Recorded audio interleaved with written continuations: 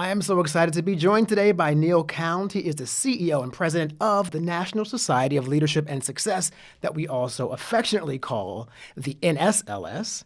And we are the accredited largest leadership honor society in the United States. And Neil brings over a decade of higher education experience and organizational growth experience as well. And we're really excited to have him here leading the way as we take on new international initiatives. So, Neil, welcome to Motivational Mondays. Thank you so much, Corey. It's honestly a thrill to be here. I've heard a few of the podcasts and Motivational Mondays, so I'm honored to be here.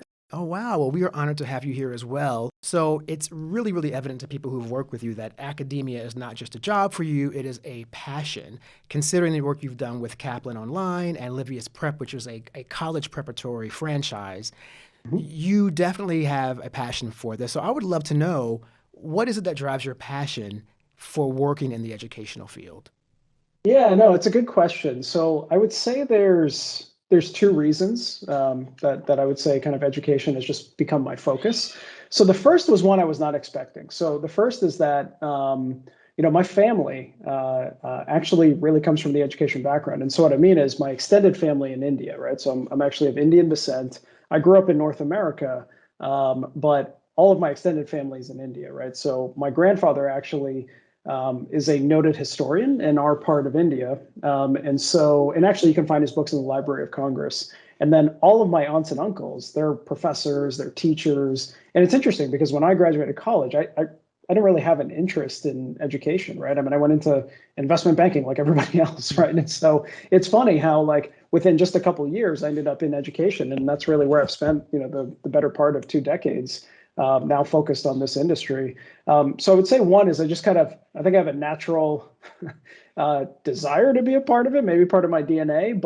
And then secondly, the other aspect of it, I think is also more important, I guess, is in terms of just a passion I have for coaching and mentoring others. And the role here at the NSLS allows me to do that at scale, right? Not only with our team, but are we also able to kind of build tools and solutions and programs that really can help students strive to find that best version of themselves, right? And I think education, it really is that effective way to do it. So I would say it's kind of the combination of those two. It's a constantly changing landscape as well, education, especially now you added the technology aspects. But I will agree with you, for me too, as a person who works here at the NSLS, part of what brings me to work every day, and I guess we're remote, so we're not at work, so to say, but Yeah. my job every day is really rewarding because I feel like I am helping and being a part of really inspiring people to be their best and to do the best that they can. So I agree that working with the NSLS and working for the NSLS, it's a wonderful opportunity for me to give back and to really inspire other generations as well. The young college minds especially is really something. But I do want to ask you, though, working in the educational field, it's an ever-changing landscape, Neil. So how do you stay abreast of all the current changes, right? Constantly moving this whole academic world, especially when you include technology. So for you, although you are the president of an educational institution now, how do you still stay abreast of learning new things within your role? Yeah, so within my role, I would say the good part is that there's no shortage of information today, right? Whether it's through LinkedIn or other places. I mean, there's plenty of opportunities, I would say, to learn. It's a question of how do you filter it to find something that's useful and you can distill to your everyday. And I would say that there's kind of two specific ways that have really helped me just kind of continue to evolve myself. So one is certainly, I am a big reader, so I definitely enjoy as much as I can, getting different perspectives from books, right? And so, but I like to do it in a more, I guess maybe it's a little different ways. I try to look at different times in history, and I try to like get a sense of two perspectives, right? So more recently, I had just completed, I just read Napoleon Hill's Think and Grow Rich, right? Which I know is a big book for the NSLS, and so it's really helpful to get that perspective in terms of kind of what that book is talking about. And at the same time, I've been reading Satya Nadella's Ready, Refresh, right? So it's a book more recently, he published it, I think, just a few years ago, really talking about kind of his time at Microsoft in terms of kind of his approach. So I find that helpful to kind of get two perspectives from two different time periods and try to kind of put it all together. Yeah. So I would say that's more on kind of the rote academic side. Mm-hmm. But in terms of kind of on the day-to-day side, I think one thing that's really been helpful for me is kind of building my own mastermind group with other CEOs and executives who I've become close with over time to really just kind of have somebody to bounce ideas off with that isn't working with you on a daily basis, right? And I would say that for everybody, it's crucial. Try to find that mastermind group for yourself of folks who it shouldn't be a transactional relationship, right? It should be something where you're just as willing to give as much as you take, right? And so it's something that I would highly suggest for everybody. So I think those two approaches have really served me well. That's really important to mention because we are obviously a leadership podcast. And when it comes to some commonalities that I found between CEOs, successful people, I have found that there is this understanding that you have to nurture the support group around you. You have to make sure that they are well taken care of and they are given the opportunities also to succeed. So share with me how you feel about that as far as the importance of you are only as good as the team that you are nurturing. Yeah, I mean, I can't say enough about this, right? In terms of, and I would say that this is something I found to be consistent among folks that tend to be really successful is just continuing to focus in on bringing the best talent into your organization. Your job as a CEO, as a leader, and as a leader is to really acquire that talent for the areas that you want to focus in on, and how do you make them work well together? Really, as a CEO, as a leader, your job is to bring these people together towards the achievement of a goal, right? And so the good part is that you don't have to be the smartest person in the room. And I think that's the mistake many leaders make, is that they try to be that smartest person in the room. And really what talent is looking for is to be inspired, is to be motivated towards a goal and be organized towards that goal. So I think that that's something I really do try to focus in on is let's bring the best talent in that we can. Let's really make sure they're supported in a way towards a goal that we've all kind of identified. And how do we continue to develop them, right? Like, what are those areas or gaps that they consider that we look at, and how do we work together to continue to improve those gaps? I think if you can kind of focus on those three elements, that's really how you can build that team that can not only be successful during the good times, but can be adaptable when things aren't going that well. And we saw more recently with COVID how important that is. So that team dynamic is crucial. Yeah, and it's interesting for what I learned as a manager for the first time years ago when I got my first role as a manager, as a copywriting manager, and I had my first team. And within like the first week, I realized maybe 80%, I don't know exactly, but maybe 80% of that job was managing people. It wasn't the job. Like, we knew the job, right? I was a writer. They were writers. That's why we hired them. They were talented, but it was the person who came in and they weren't doing well that day because maybe something was going on at home or they were having some difficulties, personally.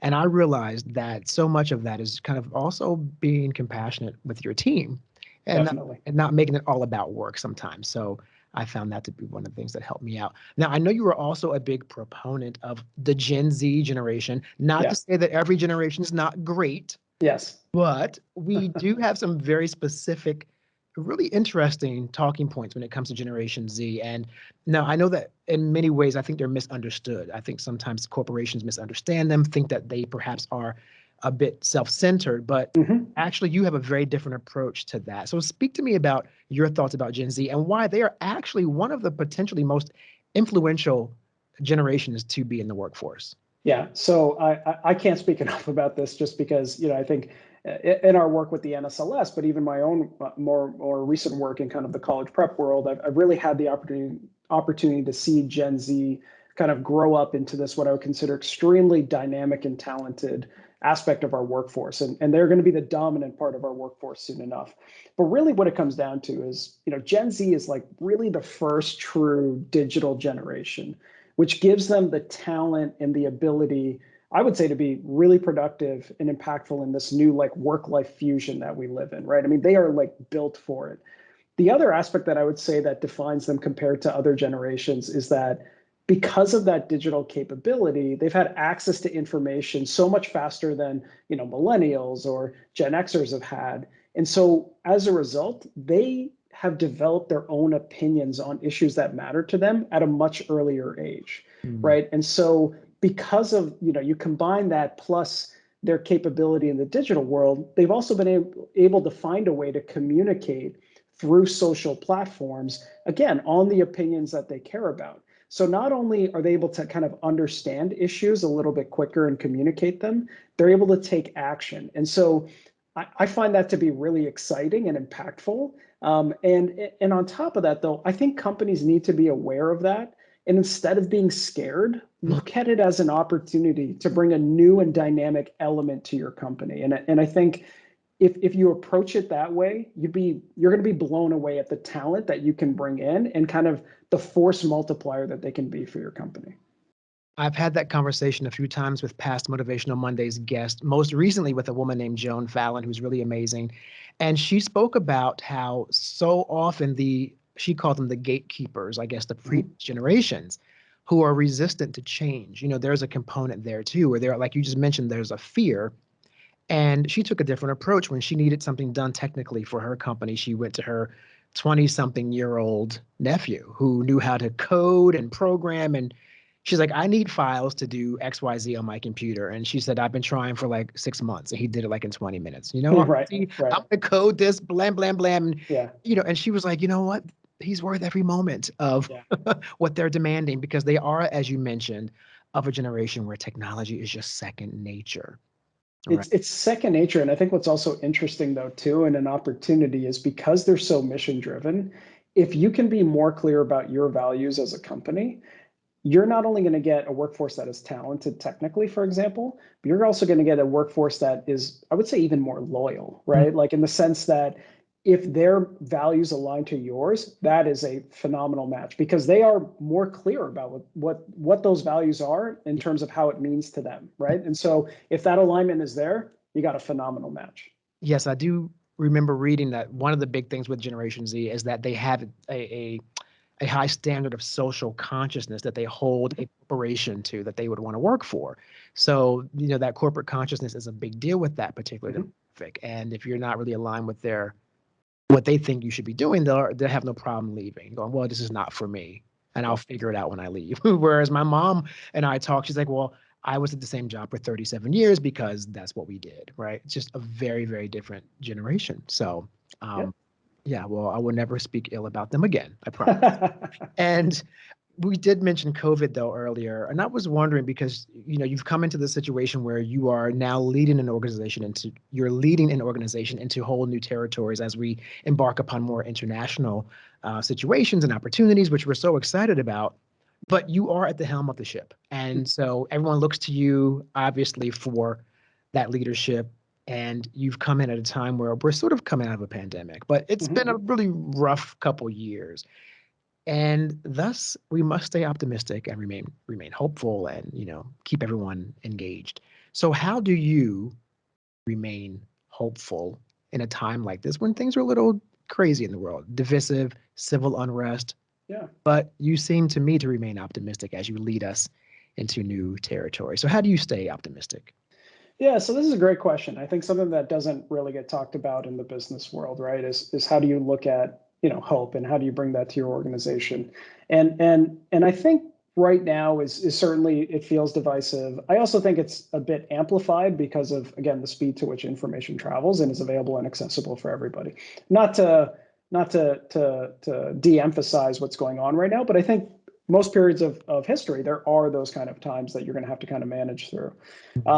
But more so, I think what gives me hope is that, and again, I think, blame it on the day job to me is the accessibility of education. And what I look at is that, to me, when you look at any civilization over time, the common denominator of its progress is education, right? And is the level of education of that civilization. And so now that I'm seeing, again, more tools in terms of kind of how education is progressing, not only in terms of online and those types of things, but the types of formats to make it more engaging, whether it's, potentially the metaverse and virtual reality, right? Whether, it's understanding tools like blockchain and other things to really kind of bring education to the forefront. I think there's that, to me, is what gives me hope, is that education is moving fast. And so the more, or I guess the larger part of our civilization that continues to be educated and continues to focus on that education, I think the brighter our collective future will be, right? And so that to me is what's really given hope.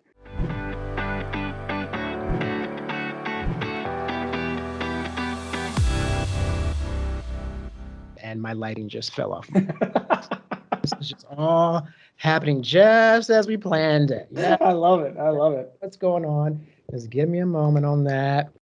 We're gonna start. Yeah, at the end of this, you just got to play that. That's got to be part of the blooper reel there. That's fantastic. We'll do a blooper reel, and this is pretty much going to be definitely like leading the blooper reel. Okay.